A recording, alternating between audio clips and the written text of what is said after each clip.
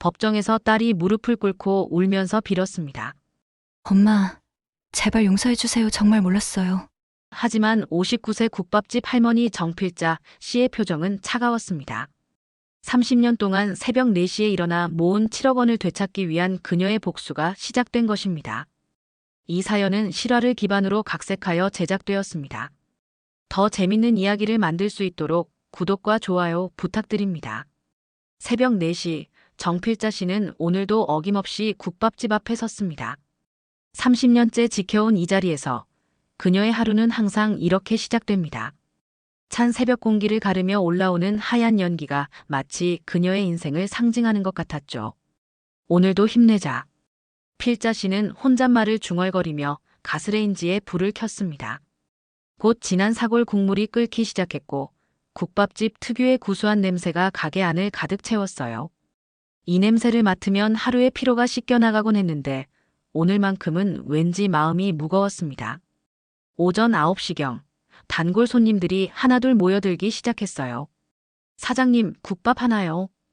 네, 금방 나갑니다.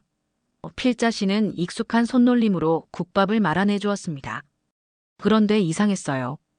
평소 같으면 손님들과의 정겨운 대화에 마음이 한결 가벼워졌을 텐데 오늘은 자꾸 시계만 쳐다보게 되었습니다. 오후 2시 점심 장사가 끝날 무렵이었어요. 가게 문이 열리더니 딸 미영이와 사위 상훈이가 들어왔습니다. 필자 씨의 얼굴에 반가운 미소가 번졌죠. 어머, 미영아. 상훈이도 왔구나.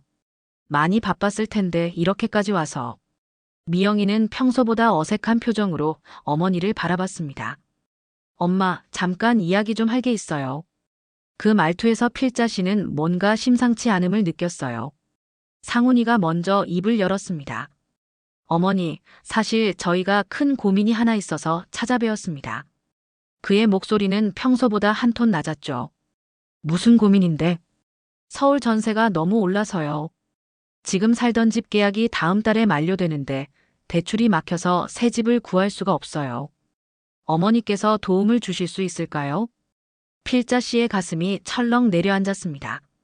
30년간 새벽부터 밤늦게까지 일해서 모은 돈을 달라는 이야기였으니까요. 그것도 적지 않은 금액일 게 분명했어요. 얼마나 필요한데? 7억 정도요. 상훈이의 말에 필자 씨는 잠시 말을 잇지 못했습니다. 7억이라니.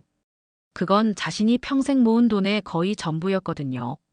미영이가 어머니의 손을 잡으며 말했어요. 엄마, 미안해요. 정말 다른 방법이 있다면 이런 부탁 안 드렸을 거예요. 저희도 은행마다 다 알아봤는데 대출이 안 나와서. 필자 씨는 딸의 간절한 눈빛을 보며 마음이 흔들렸습니다. 어떤 부모가 자식의 어려움을 외면할 수 있겠어요?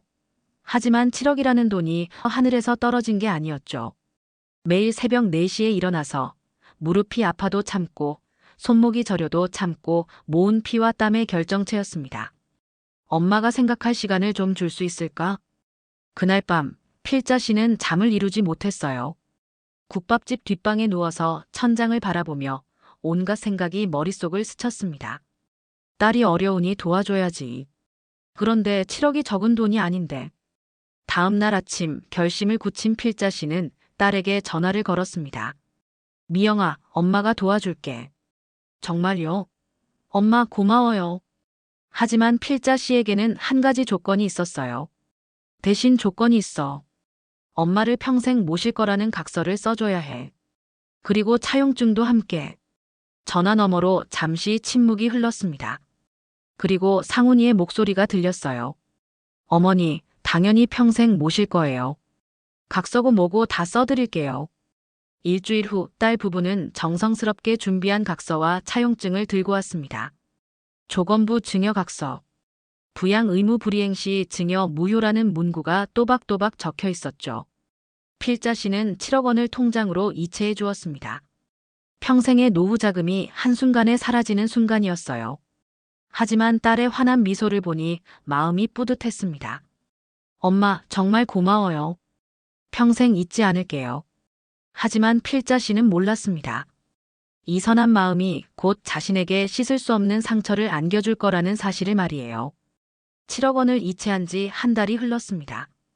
처음 며칠은 미영이가 고마움을 표현하는 전화를 걸어왔어요. 엄마 덕분에 좋은 집으로 이사했어요. 정말 고마워요. 하지만 그 다음부터는 연락이 뜸해지기 시작했습니다. 필자 씨는 처음에는 대수롭지 않게 생각했어요. 이사하느라 바쁘겠지. 새 집에 적응하느라 정신없을 거야. 그렇게 자신을 다독이며 하루하루를 보냈습니다. 하지만 시간이 갈수록 마음 한편이 불안해졌어요. 평소 같으면 일주일에 한 번씩은 안부 전화를 하던 미영이가 한 달 넘게 연락이 없었거든요. 필자 씨가 먼저 전화를 걸어도 엄마. 미안해요. 지금 좀 바빠서요. 나중에 다시 연락드릴게요라는 짧은 대답만 돌아올 뿐이었습니다. 어느 토요일 오후였어요. 국밥집 문을 닫고 혼자 뒷방에 앉아 있는데 갑자기 딸 생각이 간절해졌습니다. 7억이라는 큰 돈을 줬으니 이제는 더 자주 안부를 물어올 줄 알았는데 오히려 연락이 끊어진 것 같았어요. 미영아, 엄마야. 엄마. 갑자기 웬일이세요? 전화 너머로 들리는 미영이의 목소리가 어딘지 차갑게 느껴졌습니다. 예전에는 엄마 하며 반갑게 봤던 것과는 사뭇 달랐어요. 그냥 보고 싶어서. 새 집은 어때? 잘 정착했어? 네, 잘 살고 있어요. 근데 엄마, 지금 손님이 와서요. 나중에 다시 연락드릴게요. 뚜마이너스 전화가 끊어졌습니다. 필자 씨는 한참 동안 핸드폰을 바라보며 서 있었어요. 손님이라니. 토요일 오후에 뭔가 이상했지만 딸을 의심하고 싶지 않았습니다. 추석이 다가왔습니다. 필자 씨는 일주일 전부터 제사 준비를 시작했어요. 매년 추석이면 미영이 가족이 와서 함께 차례를 지내곤 했거든요. 특히 올해는 7억 원이라는 큰 도움을 줬으니 더욱 정성스럽게 맞을 준비를 했습니다. 미영아, 엄마야. 추석 때 언제 올 거야? 엄마, 그게 말이에요. 올해는 상훈이 부모님 댁에 먼저 가야 할 것 같아요. 그럼 다음 날이라도 와야지. 우리 아버지 제사도 지내야 하고. 그것도 잘 모르겠어요. 상황 봐서 연락드릴게요. 또다시 뚝 끊어진 전화. 필자 씨의 가슴에 차가운 바람이 스쳤습니다. 결혼한 지 15년 한 번도 추석을 거른 적이 없던 미영이가 이런 말을 하다니요. 추석 당일, 필자 씨는 혼자 차례상을 차렸습니다. 정성껏 준비한 음식들이 상위에 가득했지만 마음은 왠지 허전했어요. 제사를 지내는 내내 눈물이 핑 돌았습니다. 여보, 우리 미영이가 어쩌다 이렇게 됐을까요? 추석이 지나고 한 달이 더 흘렀습니다. 그동안 미영이에게서 온 연락은 단 한 번뿐이었어요. 그것도 엄마 잘 지내세요라는 짧은 문자 메시지였죠. 필자 씨는 국밥집 일을 하면서도 자꾸 핸드폰만 들여다봤어요. 혹시 딸에게서 전화가 왔나 확인하려고요. 단골 손님들도 눈치를 챘습니다. 사장님, 요즘 왜 이렇게 기운이 없어요? 아니에요. 괜찮습니다. 하지만 괜찮지 않았어요. 30년간 모은 돈을 선뜻 내준 것이 후회되기 시작했습니다. 돈만 받아가고 이러면 되는 건가? 그런 생각이 머릿속을 맴돌았죠. 어느 날 밤, 필자 씨는 침대에 누워 천장을 바라보며 생각했습니다. 내가 너무 성급했나? 각서를 받긴 했지만 딸을 믿고 싶은 마음과 불안한 마음이 교차했어요. 그때 핸드폰이 울렸습니다. 미영이에게서 온 전화였죠. 필자 씨는 급하게 전화를 받았습니다. 미영아, 엄마 죄송해요. 그동안 너무 바빠서 연락 못 드렸어요. 괜찮아. 그래서 언제 한번 엄마 보러 올 거야? 보고 싶어서 그래. 전화 너머로 잠시 침묵이 흘렀습니다. 그리고 상훈이의 목소리가 들렸어요. 어머니, 요즘 회사 일이 너무 바빠서요. 조금만 더 기다려주세요. 그 말투에서 필자 씨는 뭔가 달라진 것을 느꼈습니다. 예전에 다정했던 사위의 모습이 아니었어요. 마치 의무적으로 하는 말 같았죠. 전화를 끊고 나서 필자 씨는 국밥집 뒷방에 보관해둔 각서를 꺼내보았습니다. 조건부 증여 각서 마이너스 부양 의무 불이행 시 증여 무효. 또박또박 적힌 글씨가 유난히 선명하게 보였어요. 설마 그럴 리는 없겠지. 하지만 마음 한구석에서는 불길한 예감이 점점 커져만 갔습니다. 7억 원을 받아간 후 달라진 딸 부부의 태도가 우연이 아닐 수도 있다는 생각이 들었거든요. 하지만 필자 씨에게는 아직 더 큰 충격이 기다리고 있었습니다.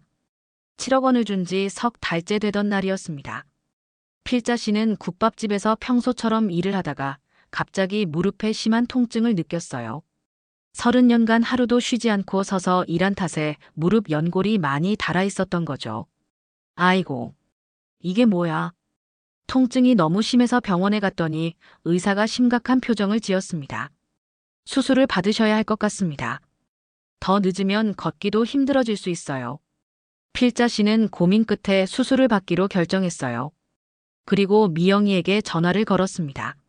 미영아, 엄마가 무릎 수술을 받게 됐어. 어머, 엄마. 많이 아파요? 오랜만에 들어보는 미영이의 걱정 어린 목소리였어요. 필자 씨는 마음이 조금 놓였습니다. 수술 날짜가 언제예요? 다음 주 화요일이야. 입원도 일주일 정도 해야 한대. 알겠어요. 제가 갈게요. 수술 당일 미영이와 상훈이가 병원에 왔습니다. 필자 씨는 딸의 얼굴을 보니 그동안의 서운함이 조금 누그러졌어요. 역시 내 딸이야. 엄마가 아프니까 달려왔네. 수술은 성공적이었습니다. 하지만 회복하는데 시간이 걸린다고 했어요. 당분간은 혼자 걷기도 힘들고 계단 오르내리는 것도 조심해야 한다는 의사의 말을 들었습니다. 수술 후 사흘째 되던 날이었어요. 필자 씨는 진통제 때문에 하루 종일 잠을 자다가 깨곤 했는데 그날 오후에 문득 깨어보니 병실에 상훈이가 혼자 앉아 있었습니다. 상훈아, 미영이는? 아, 어머니. 깨셨네요. 미영이는 잠깐 화장실에 갔어요. 필자 씨는 사위가 온 것이 반가워서 미소를 지었어요. 그런데 상훈이의 표정이 평소와 달리 심각해 보였습니다. 어머니, 좀 말씀드릴 게 있어요. 뭔데? 상훈이는 잠시 망설이더니 입을 열었습니다. 솔직히 말씀드리면 어머니께서 이렇게 아프시니까 앞으로가 걱정돼요. 무슨 소리야? 수술 잘 됐다고 의사 선생님이 그러셨는데.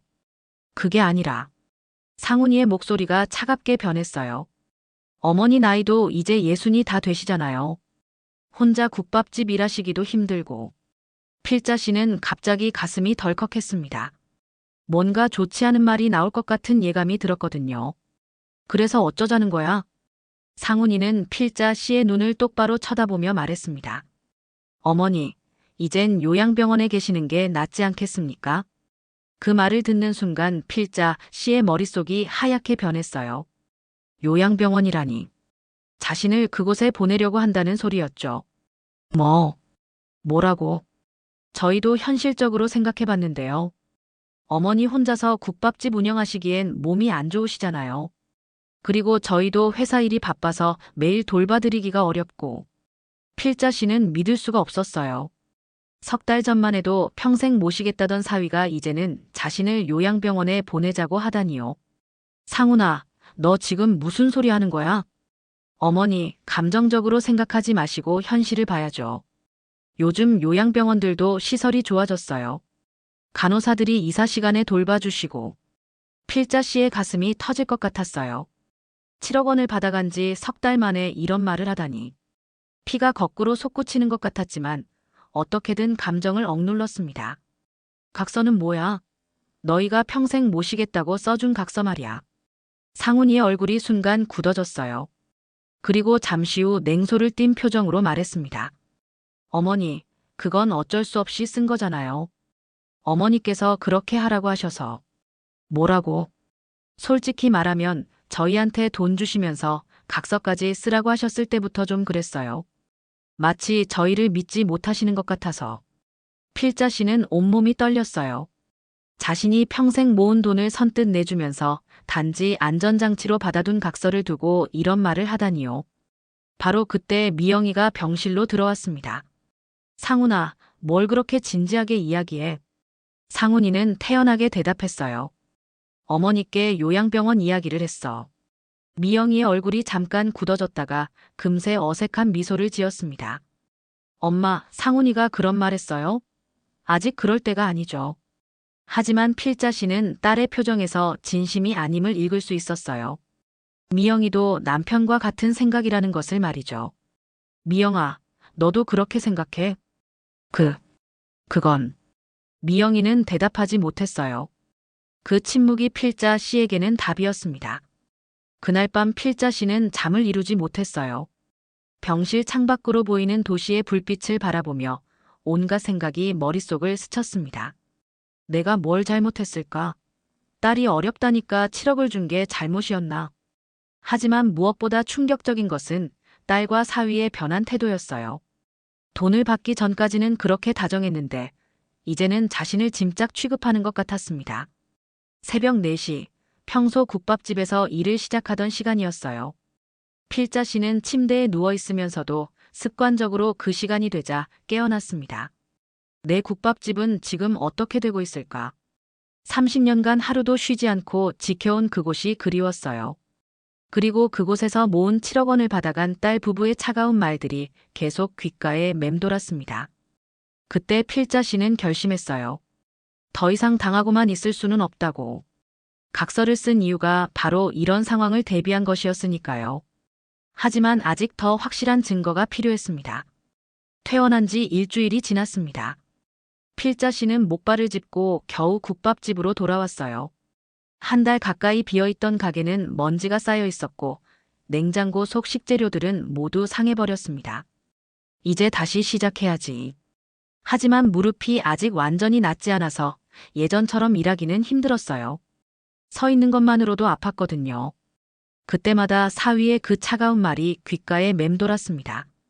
요양병원에 계시는 게 낫지 않겠습니까? 필자 씨는 뒷방으로 들어가 오래된 서랍장을 열었습니다. 가장 아래 칸 깊숙한 곳에 봉투 하나가 있었어요. 떨리는 손으로 그것을 꺼내 열어보니 조건부 증여각서 원본이 나왔습니다. 조건부 증여각서 마이너스 부양 의무 불이행 시 증여 무효. 또박또박 적힌 글씨를 다시 읽어보니 마음이 복잡했어요. 딸을 믿고 싶었지만 병원에서 들은 말들이 자꾸 떠올랐거든요. 그 옆에는 은행 이체 내역서와 차용증 사본도 함께 보관되어 있었습니다. 7억 원이 이체된 날짜와 시간까지 정확히 기록되어 있었어요. 이 종이 한 장이. 필자 씨는 각서를 바라보며 깊은 한숨을 쉬었습니다. 이것을 준비할 때만 해도 실제로 사용할 일이 있을 거라고는 생각하지 못했거든요. 그냥 딸을 보호하기 위한 형식적인 절차라고 여겼던 거죠. 그런데 지금은 상황이 달랐습니다. 병원에서 사위가 한 말들, 미영이의 어색한 반응, 그리고 석 달 동안 뜸해진 연락들이 모두 하나의 그림을 그리고 있었어요. 다음 날 필자 씨는 용기를 내어 미영이에게 전화를 걸었습니다. 미영아, 엄마 퇴원했어. 언제 한번 와볼래? 아, 엄마. 퇴원하셨구나. 근데 요즘 너무 바빠서요. 바쁘긴 뭐가 바빠. 엄마가 수술하고 나서 한 번도 안 왔잖아. 전화 너머로 잠시 침묵이 흘렀습니다. 다음 주에 시간 내서 갈게요. 하지만 다음 주가 되어도 미영이는 나타나지 않았어요. 변명만 늘어놓으며 약속을 미뤘습니다. 어느 날 저녁 필자 씨는 국밥집을 정리하다가 문득 깨달았습니다. 자신이 너무 순진했다는 것을요. 7억이라는 큰 돈을 받은 후 완전히 달라진 딸 부부의 태도가 우연이 아니었다는 걸 말이죠. 이제 더 이상 참을 수 없어. 필자 씨는 각서를 다시 꺼내 들었습니다. 이것이 자신을 지켜줄 유일한 무기라는 생각이 들었어요. 하지만 아직 마지막으로 한 번 더 기회를 주고 싶었습니다. 혹시나 해서 미영이에게 마지막 전화를 걸었어요. 미영아, 엄마가 많이 아픈데 정말 한 번만 와줄 수 없을까? 엄마, 정말 미안해요. 다음에 꼭 갈게요. 그 순간 필자 씨는 확신했습니다. 더 이상 기다릴 이유가 없다는 것을요. 하지만 법적 대응을 하기 위해서는 전문가의 도움이 필요했습니다. 필자 씨는 며칠 동안 고민 끝에 결심을 굳혔습니다. 법률사무소 문을 두드리기로 한 거예요. 평생 법정에 가본 적도 없던 그녀에게는 큰 결단이었습니다. 동네에서 소문난 김 변호사 사무실을 찾아갔어요. 50대 중반의 김 변호사는 필자 씨의 이야기를 차분히 들어주었습니다. 7억 원을 조건부로 증여하셨는데 상대방이 부양 의무를 지키지 않는다는 말씀이시죠? 네, 맞습니다. 각서도 받아뒀고 은행 이체 내역도 다 있어요. 김 변호사는 필자 씨가 가져온 서류들을 꼼꼼히 살펴봤습니다. 조건부 증여 각서, 차용증, 은행 이체 내역서까지 모든 증거가 완벽했어요. 어머니, 이 서류들이면 소송에서 이길 확률이 높습니다. 특히 부양 의무 불이행 시 증여 무효 조항이 명확하거든요. 정말요? 네. 다만 상대방도 가만히 있지는 않을 겁니다. 그동안 어떤 식으로라도 부양했다고 주장할 가능성이 높아요. 김 변호사는 소송 절차에 대해 자세히 설명해 주었습니다. 증여계약 무효 확인 소송과 함께 부당이득 반환 청구를 할 수 있다고 했어요. 소송 기간은 얼마나 걸릴까요? 보통 6개월에서 1년 정도 걸립니다. 하지만 증거가 명확하니까 더 빨라질 수도 있어요. 필자 씨는 변호사 비용을 치르고 정식으로 소송을 의뢰했습니다. 평생 모은 돈을 되찾기 위해 또 다른 돈을 써야 하는 현실이 씁쓸했지만 어쩔 수 없었어요. 소장이 딸 부부에게 송달된 건 그로부터 일주일 후였습니다. 미영이에게서 급하게 전화가 걸려왔어요. 엄마, 이게 뭐예요? 갑자기 소송이라니. 미영아, 엄마가 너희한테 얼마나 실망했는지 아니? 엄마, 오해해요. 저희가 언제 어머니를 안 모신다고 했어요? 필자 씨는 차분하게 대답했습니다. 병원에서 상훈이가 한 말 다 들었어. 요양병원에 보내자고 하더라. 그건 그냥 하는 소리였어요. 하지만 이미 늦었어요. 필자 씨의 마음은 돌이킬 수 없을 만큼 상처받았거든요. 며칠 후 상훈이가 혼자 국밥집으로 찾아왔습니다. 예전과 달리 굽실굽실하는 모습이었어요.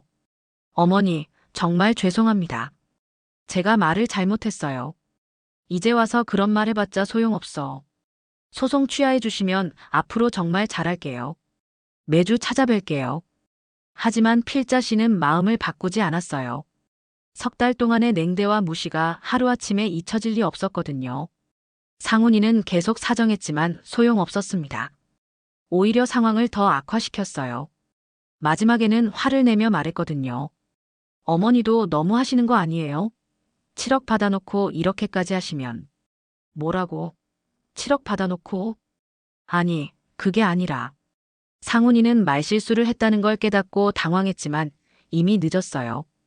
그 말 한마디로 필자 씨는 확신했습니다. 이들이 처음부터 돈만 노렸다는 것을요. 반면 딸 부부 측에서도 변호사를 선임했습니다. 그들의 주장은 예상했던 대로였어요.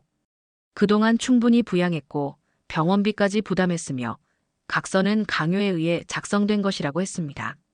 하지만 김 변호사는 자신만만했어요. 어머니, 걱정하지 마세요. 우리 쪽 증거가 훨씬 강력합니다. 실제로 법정에서 상대방이 제시한 증거는 빈약했어요. 병원비 영수증 몇 장과 문자 메시지 내역이 전부였거든요. 첫 번째 변론 기일에서 상대방 변호사는 억지 주장을 폈습니다. 증여자가 일방적으로 각서를 요구한 것은 부당하며 피고들은 최선을 다해 부양했습니다. 하지만 김 변호사의 반박이 날카로웠어요. 3개월 동안 안부 전화 한 번 제대로 하지 않은 것이 부양입니까? 명절에도 오지 않고 수술 후 문병도 형식적으로 한 것이 효도입니까? 재판부의 분위기가 필자 씨에게 유리하게 돌아가고 있었습니다. 하지만 진짜 승부는 다음 법정에서 벌어질 예정이었습니다. 두 번째 변론 기일이었습니다. 필자 씨는 김 변호사와 함께 법정에 들어섰어요. 맞은편에는 미영이와 상훈이가 그들의 변호사와 함께 앉아 있었습니다. 재판장이 입장하자 법정이 조용해졌어요. 오늘은 피고 측 증인 신문이 있는 날이었습니다. 피고 측에서 증인을 신청하셨는데 누구입니까? 상대방 변호사가 일어서며 말했습니다. 피고 정미영을 증인으로 신청합니다. 미영이가 증인석에 섰어요. 평소와 달리 검은색 정장을 입고 머리를 단정하게 묶은 모습이었습니다. 그리고 눈가가 벌써 붉어져 있었어요. 증인은 지금까지 시어머니를 어떻게 모셨습니까? 미영이는 떨리는 목소리로 대답했습니다. 저는 결혼한 지 15년 동안 어머니를 친어머니처럼 모셨습니다. 그러더니 갑자기 울음을 터뜨렸어요. 어머니께서 아프실 때마다 병원에 모시고 갔고 명절 때마다 정성스럽게 제사상도 차렸어요. 그런데 이렇게 소송까지 당하다니. 법정에서 흐느끼는 며느리의 모습을 본 방청객들이 웅성거렸습니다. 일부는 동정어린 시선을 보내기도 했어요. 상대방 변호사가 계속 유도 질문을 했습니다. 그럼 증여받은 7억 원에 대해서는 어떻게 생각하십니까? 저희는 정말 감사했어요. 하지만 각서를 쓰라고 하셨을 때는 정말 마음이 아팠습니다. 미영이는 눈물을 닦으며 말했어요. 마치 저희를 믿지 못하신다는 느낌이었거든요. 그래서 어떻게 하셨나요? 그래도 어머니 마음을 이해하려고 노력했어요. 각서도 기꺼이 써드렸고 앞으로도 평생 모실 마음이었거든요. 미영이의 연기는 일품이었어요. 법정 안 사람들이 고개를 끄덕이는 것이 보였습니다. 하지만 이제 김 변호사의 반대 신문 차례였어요. 증인 증여받은 후 시어머니께 안부 전화를 몇 번이나 하셨나요? 그건 답변해 주세요. 일주일에 한두 번 정도요. 김 변호사가 서류를 꺼내 보였습니다.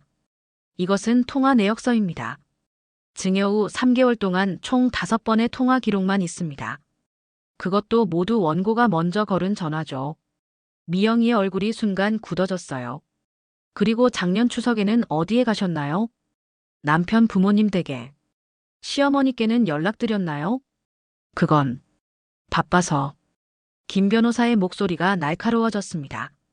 15년 동안 한 번도 빠지지 않던 추석 제사를 이번에는 왜 참석하지 않으셨나요?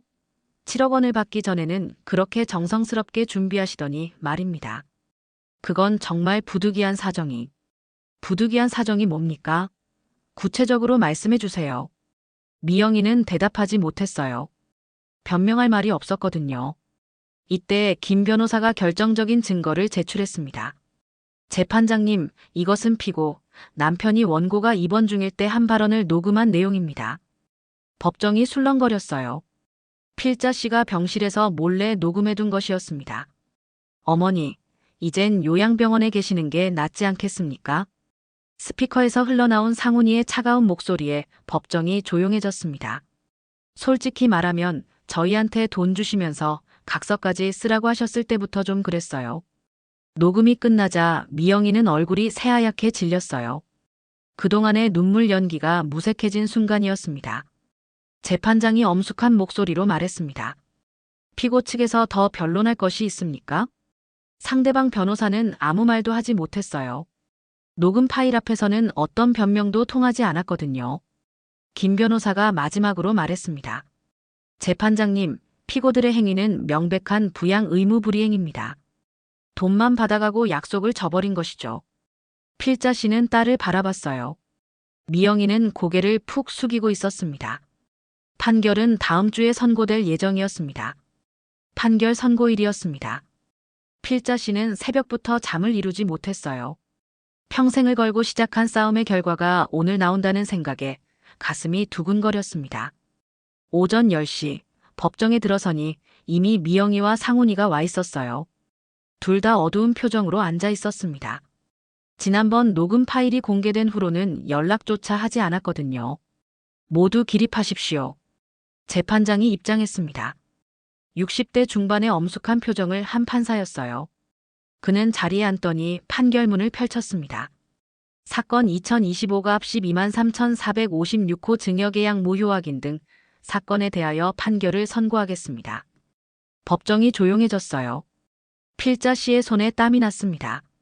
먼저 사실관계를 정리하면 원고는 피고들에게 조건부 증여각서를 받고 7억 원을 증여했습니다. 각서에는 부양 의무 불이행 시 증여 무효라는 조건이 명시되어 있었습니다.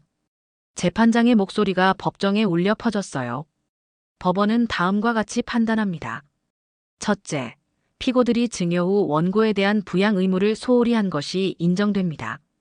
미영이의 얼굴이 창백해졌어요. 증여 전까지는 정기적으로 안부를 확인하고 명절 때마다 찾아뵈었으나 증여 후에는 연락 횟수가 현저히 줄어들었습니다.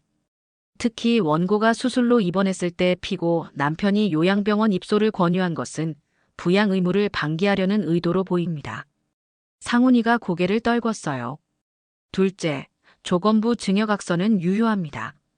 피고 측에서 강요에 의한 것이라고 주장했으나 이를 뒷받침할 증거가 부족합니다. 오히려 원고가 노후 대비를 위해 합리적인 조건을 제시한 것으로 판단됩니다. 김 변호사가 필자 씨를 향해 살짝 고개를 끄덕였어요. 좋은 신호였습니다. 셋째, 피고들의 행위는 각서에 명시된 부양 의무 불이행에 해당합니다. 단순히 경제적 지원만이 부양이 아니라 정서적 관심과 돌봄도 포함되는 것입니다. 재판장이 잠시 멈추더니 결론 부분을 읽기 시작했어요. 따라서 법원은 다음과 같이 판결합니다. 법정의 모든 시선이 재판장에게 집중되었습니다. 주문, 원고와 피고들 사이의 2020년 4월 15일자 증여계약은 무효임을 확인한다. 필자 씨의 가슴이 뛰었어요. 피고들은 원고에게 연대하여 7억 원 및 이에 대한 지연 손해금을 지급하라. 승소였습니다. 완전한 승리였어요. 미영이가 조용히 흐느끼기 시작했습니다.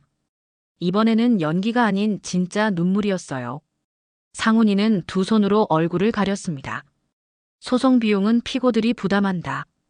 이상으로 판결을 마치겠습니다. 재판장이 자리에서 일어났고 법정 안 사람들도 하나둘 일어났어요. 필자 씨는 한동안 자리에서 일어날 수가 없었습니다. 눈물이 나왔거든요.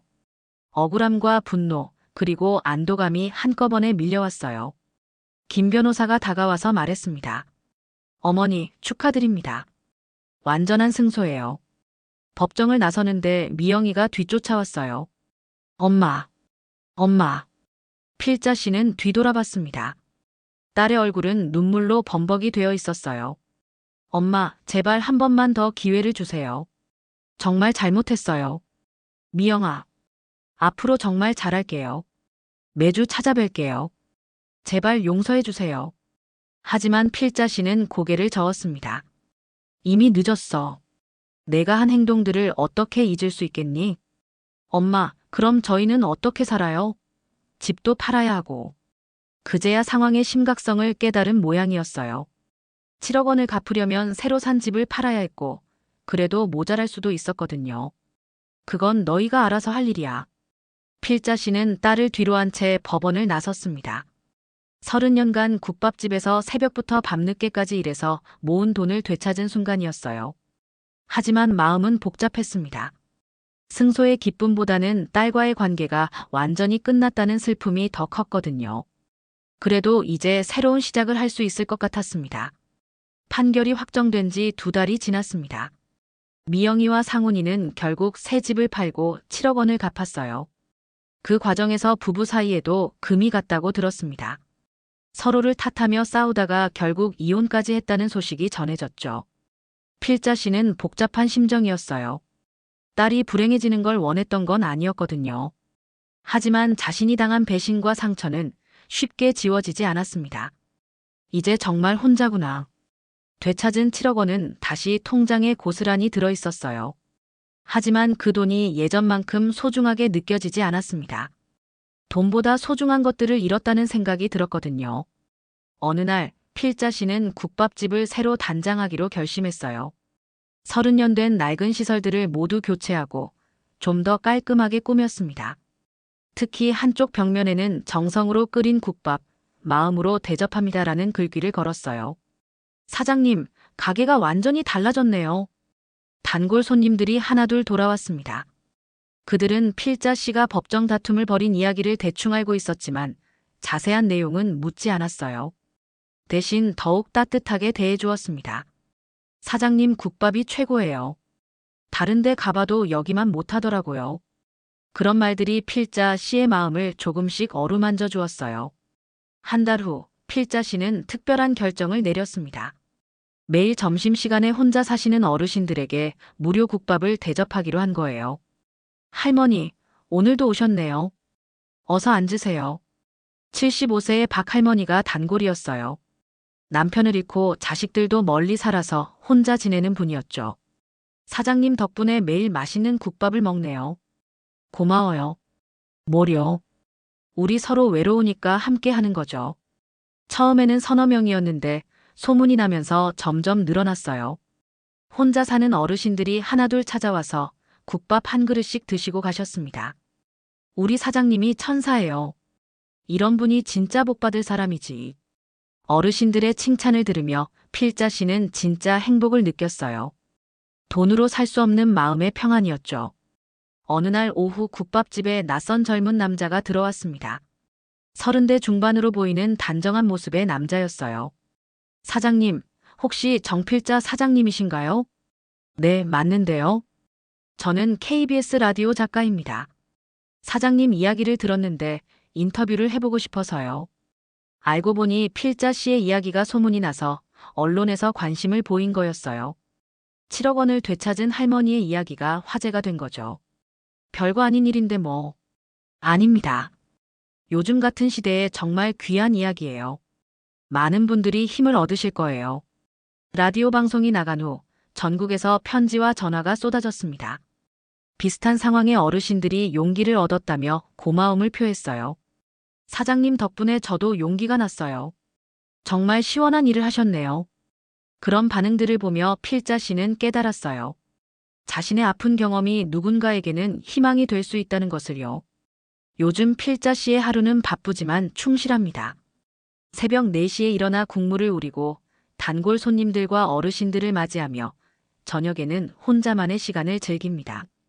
가끔 미영이 생각이 날 때도 있어요. 하지만 더 이상 원망하지는 않습니다. 그 일을 통해 진정한 가족의 의미를 깨달았거든요. 진짜 가족은 피가 섞여서 되는 게 아니구나. 매일 찾아오는 어르신들, 따뜻한 말을 건네는 단골 손님들이 진짜 가족이었어요. 서로를 아끼고 걱정해주는 사람들 말이죠. 어느 저녁 필자 씨는 국밥집 앞에 서서 하늘을 올려다봤습니다. 별이 유난히 밝게 빛나고 있었어요. 여보, 우리 잘 살고 있어요. 이제야 진짜 내 자리를 찾았네요. 7억 원을 되찾는 것보다 소중한 것을 얻었습니다. 진정한 사랑과 존경, 그리고 마음의 평안을 말이에요. 국밥집에서 피어오르는 하얀 연기가 오늘도 따뜻한 이야기를 담고 하늘로 올라갑니다. 정필자 씨의 새로운 인생이 시작된 거예요. 이제야 내 국밥이 진짜 제자리를 찾았구나. 버림받았던 상처는 치유되고 따뜻한 국밥 한 그릇이 새로운 가족을 만들어 주었습니다. 오늘 이야기 어떠셨나요? 이야기가 재밌으셨다면 구독과 좋아요 한 번씩 눌러주세요. 감사합니다.